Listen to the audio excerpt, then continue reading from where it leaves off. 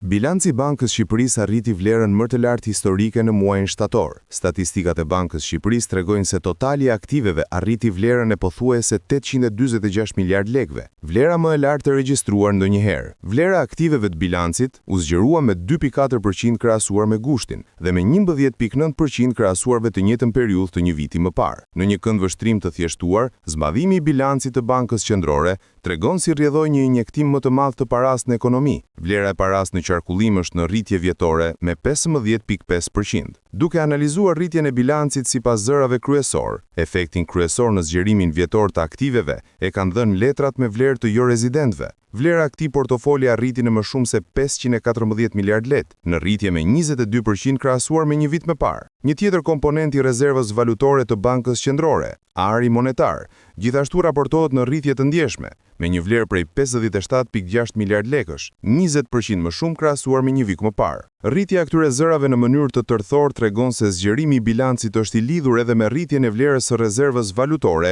që administrohet nga Banka e Shqipërisë. Sipas të dhënave më të fundit të muajit gusht, rezerva valutore arriti vlerën më të lartë historike, në pothuajse 7.1 miliard euro, 22% më shumë krahasuar me një vit më parë. Banka Qendrore prej vitesh po ndjek një politikë të shtimit të rezervave valutore në funksion të nevojave të mundshme të ekonomisë dhe sektorit financiar. Rezerva është rritur me blerje të vazhdueshme dhe në rritje të valutës në tregun e brendshëm, nëpërmjet ankandeve të planifikuara.